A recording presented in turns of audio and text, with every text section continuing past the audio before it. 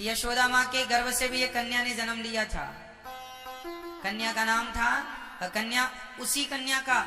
अब कोई पूछ ले आपसे कि बताओ ये नवरात्रि माँ भगवती का जन्म कहाँ से हुआ, तो माँ भगवती की माता का नाम है यशोदा। जब देवकी माता ने कृष्ण को जन्म दिया, उस समय यशोदा माँ ने भी एक कन्या को जन्म दिया था।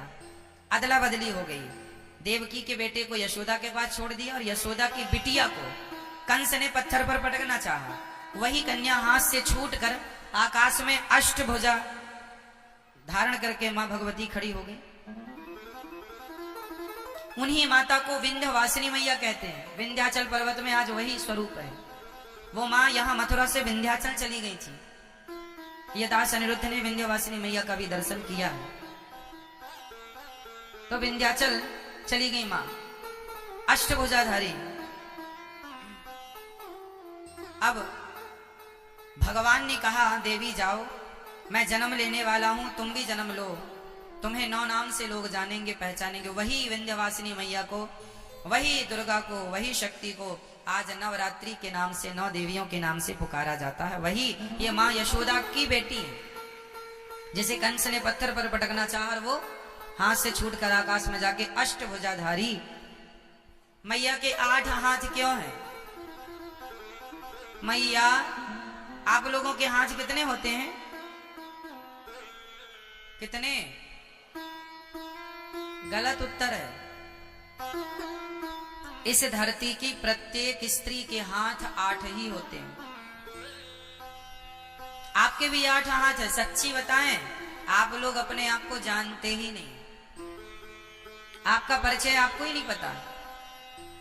आपके अष्ट भुजा आज भी हैं। देखो ना कैसे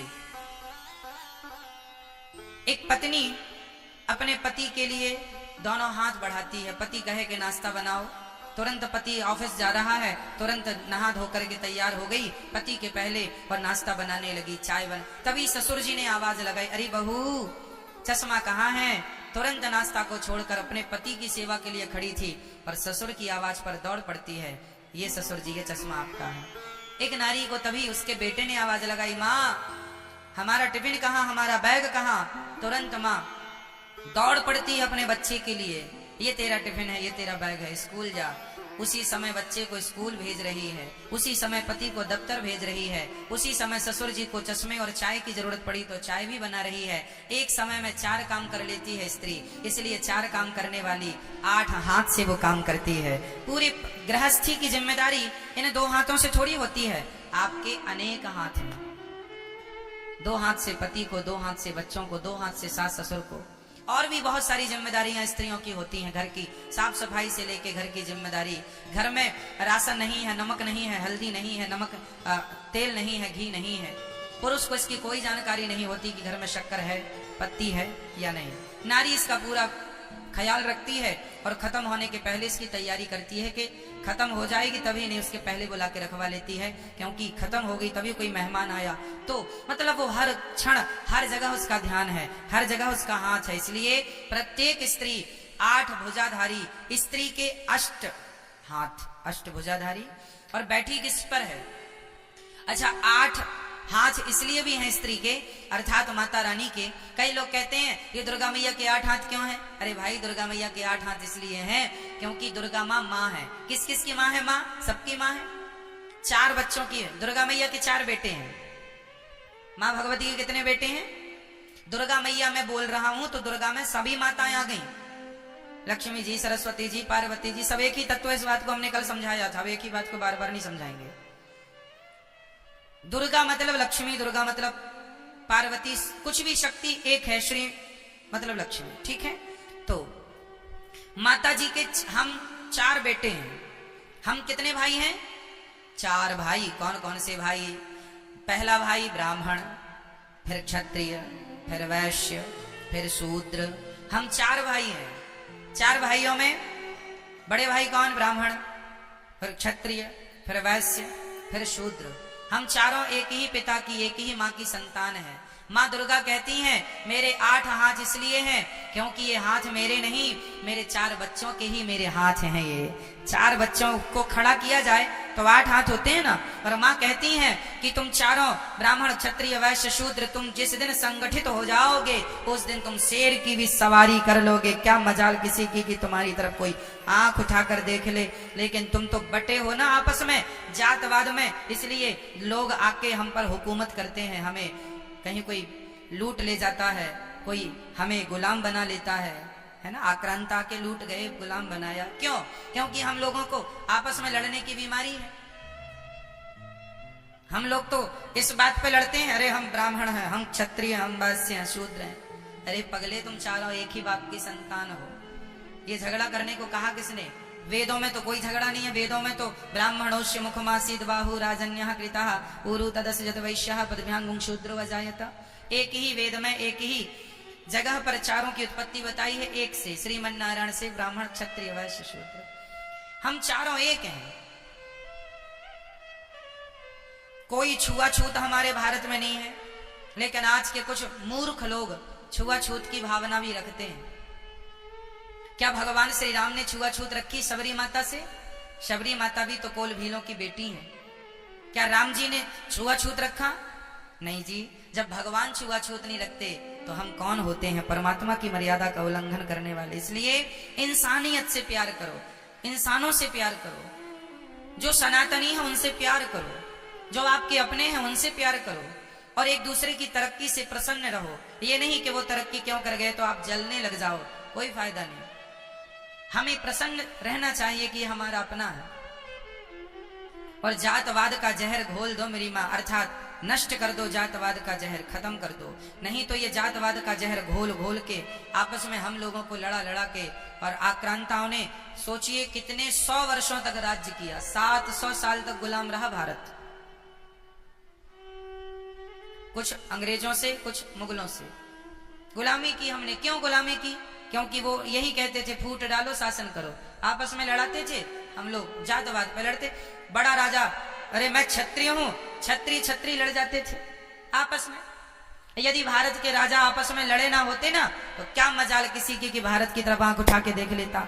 विडंबना तो ये थी कि हमारे अपने लोग लड़ते। झांसी की रानी पर अंग्रेजों ने जब कब्जा कर लिया झांसी के किले पर, तो क्यों कर लिया? क्योंकि झांसी की रानी के अपने कुछ मंत्री गद्दार हो गए थे। उन्होंने बता दिया कि यहां से आओ, ये तैयारी लो। जयचंद्र जैसे लोग यहां पाए जाते हैं। भारत में कहते हैं ना दूसरों से लड़ा जा सकता है मेरी मां, अपनों से नहीं लड़ा जा सकता। एक कुल्हाड़ी ने जंगल काटना शुरू किया तो एक पेड़ ने कुल्हाड़ी से कहा, अरे कुल्हाड़ी हमें क्यों काटती है, हमने तेरा क्या बिगाड़ा?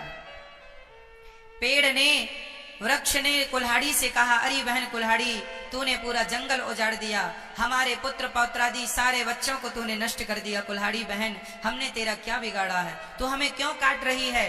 कुल्हाड़ी ने मुस्कुराते हुए कहा, पेड़ भाई साहब मेरी क्या ताकत थी कि मैं तुम्हें काट सकती थी? तुम्हारे अपनों ने ही मेरा सहयोग किया है, इसलिए मैं तुम्हें उजाड़ रही हूँ, तुम्हें काट रही हूँ। कैसे?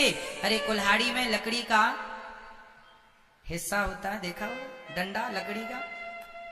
अरे जंगलों को काटने का किस्सा ही ना होता यदि कुल्हाड़ी के पीछे लकड़ी का हिस्सा ना होता।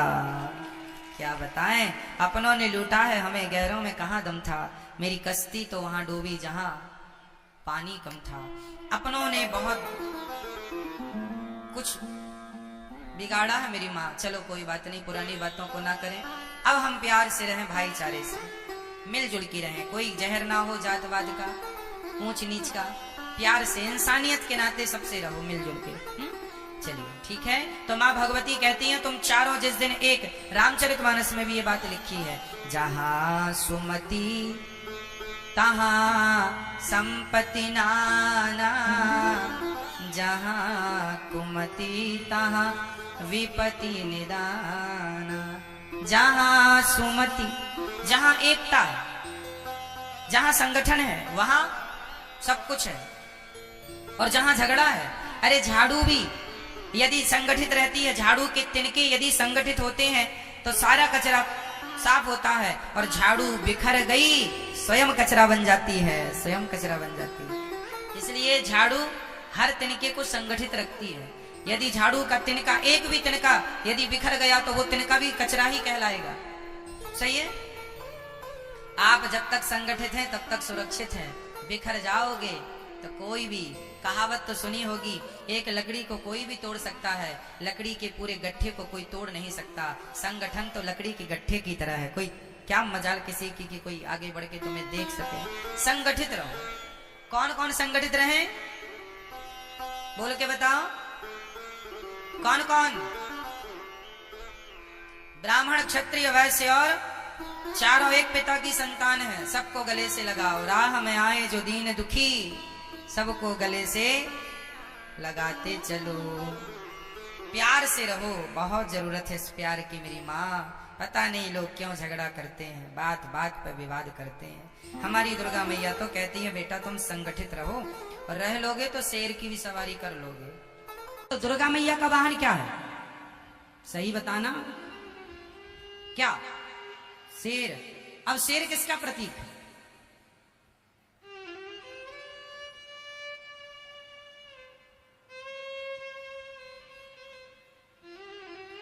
शेर सबसे ताकतवर होता है, तो ताकत का प्रतीक आप मान लीजिए किसका? शेर जंगल का राजा है। तो आप ये मान लो कि राजा का प्रतीक है, क्योंकि पहले के राजा महाराजा जो होते थे ना, उनकी गद्दियों में आगे शेर बना होता था। क्या बना होता था? तो शेर या तो आप ताकत का प्रतीक मानो या राजा का प्रतीक मानो, दो मान लो। दोनों सेट होंगे, अभी मैं सेट करूंगा। तो दुर्गा मैया का वाहन क्या है? शेर। अब बताओ दुर्गा मैया शेर पर क्यों बैठी है? क्या मैसेज है आपके लिए, समाज के लोगों के लिए? रोज जय माता दी करके चले आते हो, वो सीखते भी हो, मैसेज समझते हो। अभी सावन आया, शंकर जी पे सब दूध चढ़ाएंगे, सब पानी चढ़ाएंगे, ठीक है, लेकिन शंकर जी जो मैसेज दे रहे हैं, क्या उससे आप प्रभावित हैं? क्या वो उतार रहे हैं जीवन में, कि केवल पानी को ही डाल करके अपनी भक्ति पूजा पूरी मान रहे हैं? अभी मैं शंकर जी पर आऊंगा फिर से, पहले दुर्गा जी पर हूं तो बात कर लो। दुर्गा जी का वाहन शेर। शेर प्रतीक है राजा का, बल का, ताकत का। बताओ क्यों बैठी है दुर्गा मैया शेर पर? क्या मैसेज है? नहीं, चलो हम बता रहे हैं। भूल मत जाना, सदा याद रखना, सबको बताना, मूर्खों को, जिनको याद नहीं है, जिनको पता नहीं है, जो सनातन धर्म की गहराई को नहीं जानते, जो सनातन धर्म के साइंस को नहीं समझते, मैसेज को नहीं समझ, उन्हें समझाना। ध्यान से सुनो। दुर्गा मैया के हाथ कितने हैं? 9, 10। वाह, यही मैया है। शेर के मुंह में मिठाई चिपका के आ जाती हैं, और हाथ गिन के आती हैं 10, 18। क्या 18? हाँ, मैया शेर के मुंह में मिठाई चिपकाई थी ना। नहीं जाती हो दुर्गा मैया के मंदिर में तो कभी ध्यान नहीं दिया, पंचायत में ध्यान रहा होगा, प्रपंच मंदिर में भी लोग माताएं, अकेली मैया ना मंदिर में नहीं जाती, 2-4 लेके जाती है। पंचायत किससे करेंगे? तुम संग चलो, तुम संग चलो। सबको संग चाहिए। दुर्गा मैया के 8 हाथ हैं। ये क्या मैसेज है? 8 हाथ तब होते हैं जब 4 लोग इकट्ठे होते हैं। और दुर्गा माँ है। माँ कहती है, माँ के 4 बेटे हैं। आप कितने भाई हैं हिंदू लोग? हिंदू कितने भाई हैं? हिंदू 4 भाई हैं, ब्राह्मण, क्षत्रिय, वैश्य, शूद्र।